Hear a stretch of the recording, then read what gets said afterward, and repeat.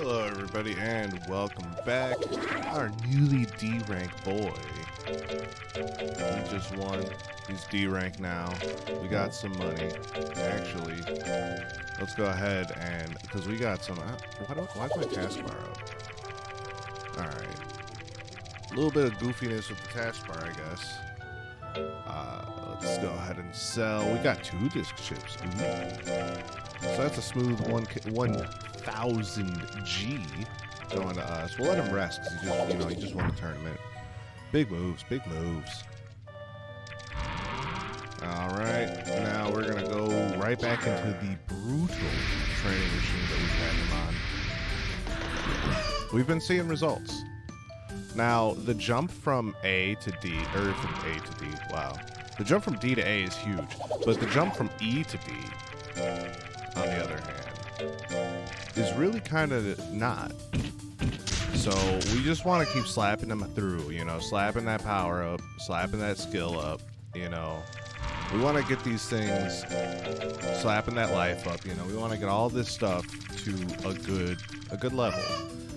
Right now he's making some sweet, great gains, incredible gains from the training. So we really want to capitalize on that as best as we can. So he's done his 3 weeks. So we'll rest.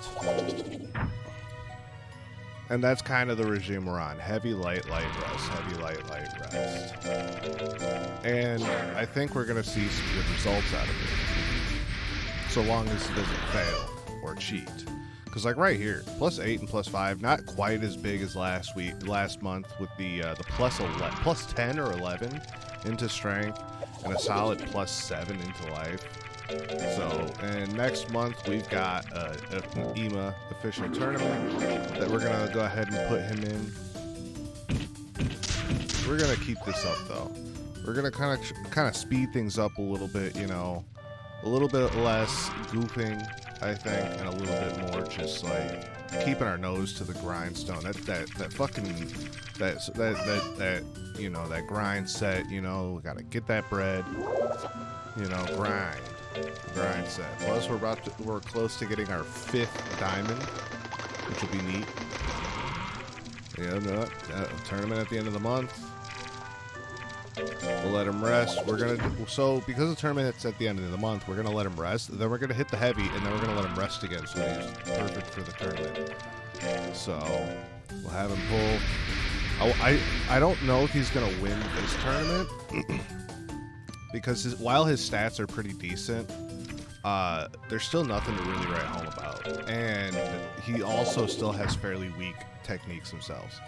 So that might be a thing that holds him back. Plus, he can only attack in 2 slots. A lot of these monsters in D-rank are going to start having attacks in 3 slots, which will definitely be a bigger threat and give them more opportunities and, just simply more options available to them outright in the battle. So who are we up against?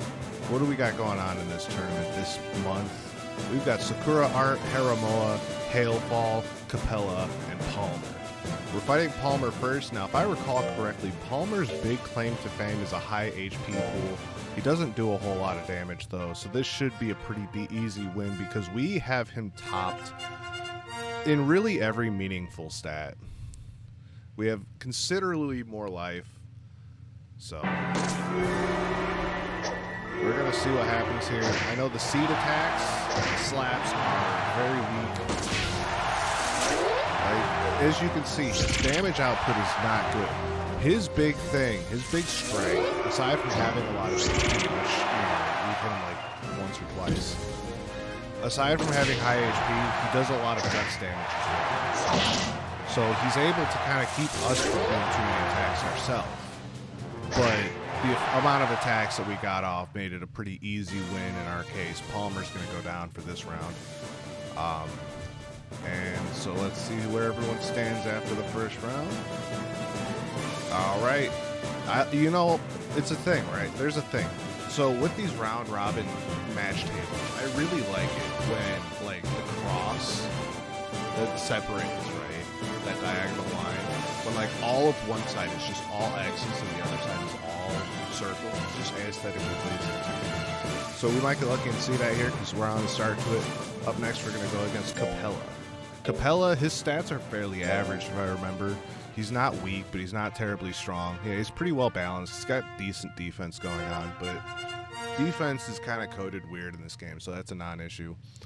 His big issue is the cube attack, the gel press or the cube or whatever it is, whatever it's called, the gel cube. That attack fucking hurts. He's going for it already. He's going for it again. It has low hit, so there's not a huge risk of getting hit by it. But if you do, it tends to hurt. Obviously, Blumpumen just simply ate it and doesn't care. He's just going in, slapping him in the face with the face. This is just absolutely an ass whooping. Just a savage ass whooping, and Capella is down. So that's 2 for 2 on Blumpumen's part. We may be past the part where Blumpumen is just like a colossal failure. We'll be going up against Hailfall next. Hailfall's got pretty good defense. I do know that. The rest of his stats, I believe, are fairly average, but he can attack from the 3rd slot. Yeah, he's got very high defense. Everything else is actually kind of low. But he's got the Claw Assault there in the 3rd slot, giving him another option on top of what Blumpumen has available. But it seems like they're just sticking it out in the first slot, having a slap fight against each other. And it's backed up a little bit. Hailfall is not giving it to us for free. But Blumpumen definitely seems to actually, he seems to have kind of gotten his shit together. He's become more aggressive, you know, and he's really, you know, he showed Capella a thing or two in Hailfall. He was playing on the tracks, and Blumpumen just simply didn't hit the brakes. So that's going to be another win for Blumpumen, it looks like. And so far, we're maintaining that aesthetically pleasing all wins on one side, all losses on the other side.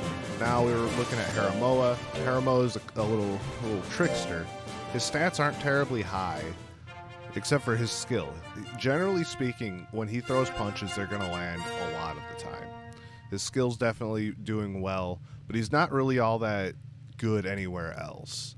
He can only attack in 2 slots, but if I recall, his attacks actually are fairly cheap in the realm of guts. He gains guts quickly. As you can see, that shit is just skyrocketing straight to 99.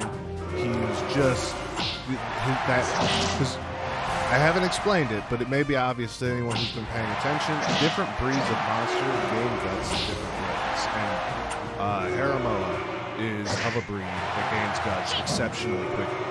But that said, no matter how fast you gain guts, when you play on the train tracks, you're just going to get hit by the train. And the train's just not going to stop. Blumpumen is continuing. There's a very, very real possibility that Blumpumen is going to win this tournament, especially with Sakura Art taking an L against Palmer there. I don't know how. Sakura Art is a vastly superior monster. But it is what it is. We're up against Sakura Art. Probably one of the stronger contenders on the card. But, you know, not anything terribly scary. The main thing to look out for is the roll attack in the 3rd slot, because that's a slot that we cannot fight from. We simply do not have an attack. But Blumpumen's not too interested in that. He took the hit this time, though.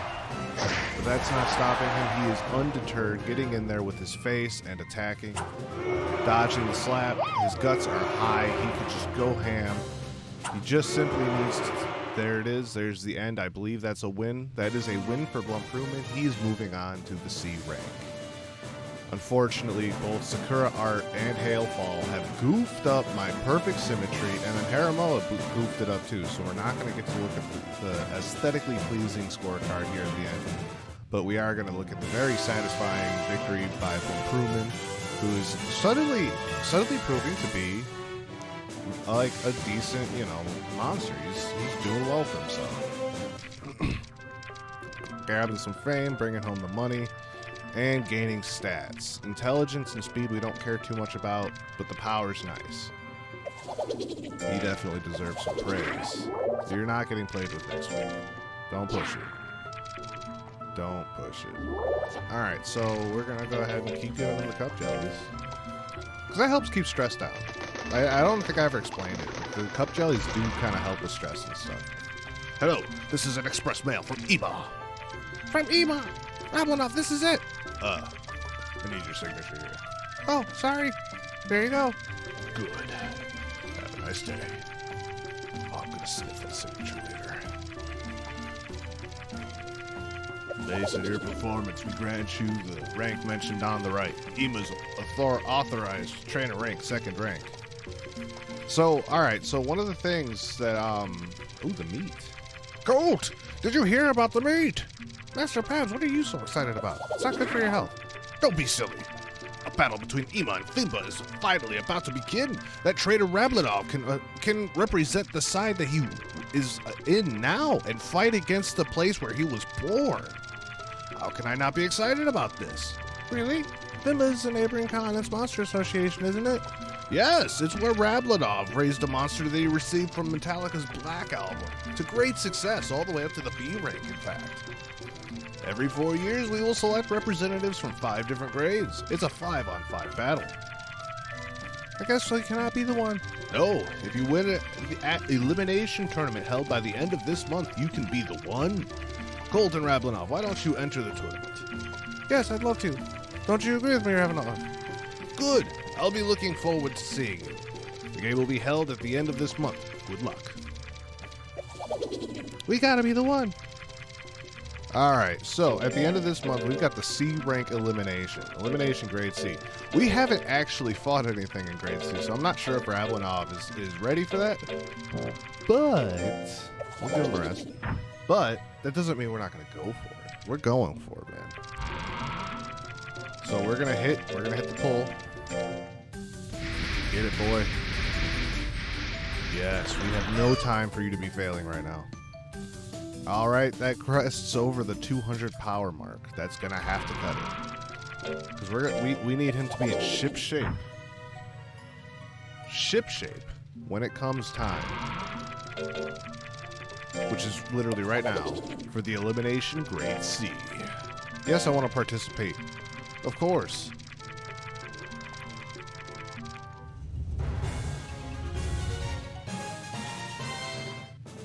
A clear sky, a summer sunshine. Here we are in the Torble Arena. Under this condition, we are coming to the start of the elimination match. The victor will become a representative of Ema and will be entering the 2-continent meet. We have to make one a representative. I absolutely agree. So first, we're up against Gunburn. Now, in the C rank, I haven't spent as much time in the C rank over the years.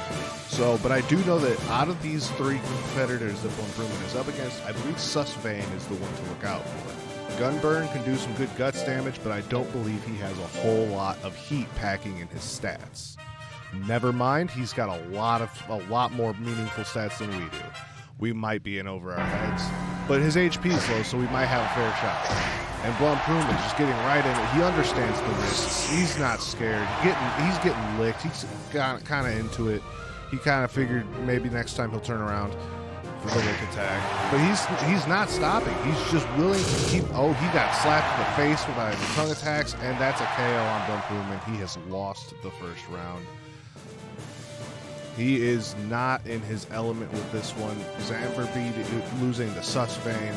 It gives us hope that Zamber might also lose to Blumprooman. Zamber has fairly decent stats for his rank. He's very average all the way around.